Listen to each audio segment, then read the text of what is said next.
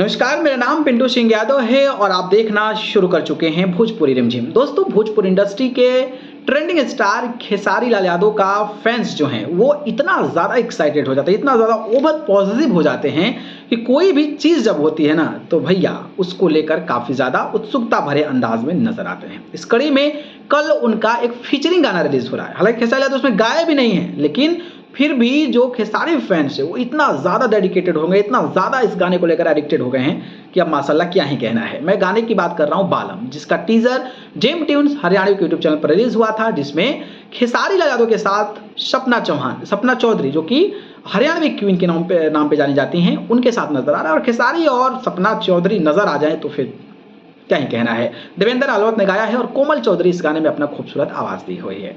और इस गाने पर सोच रहे हैं, इस गाने पर 17 लाख से भी ज्यादा यानी कि मोर देन 17 लाख व्यूज जो है टीजर पर मिल चुके हैं। और मुझे लगता है कि 2 मिलियन जो है ये टीजर पार हो जाएगा, ऐसा मुझे रियलाइज हो रहा है। और 1 लाख से ज्यादा लाइक्स भी मिल चुके हैं। और इससे भी इंटरेस्टिंग बात यह है कि 5 नंबर पर ट्रेंडिंग सेक्शन में ये ट्रेंड कर रहा है। लेकिन कमेंट्स की बौछार हो गई है और कमेंट्स में मतलब कि क्या कहूँ भाई, कमेंट्स कहूँ तो 14 हज़ार के तकरीबन कमेंट्स जो हैं वो इस पे मिल चुके हैं।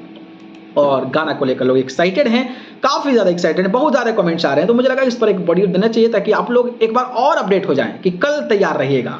कल जो ये गाना है बालम, उसका गाना मेन जो गाना है वो रिलीज किया जाएगा। जिस तरीके का वीडियो है, मेरा भी एक्साइटमेंट लेवल बढ़ गया है कि भाई देखना ज़रूरी है कि क्या ऐसा इस गाने में है।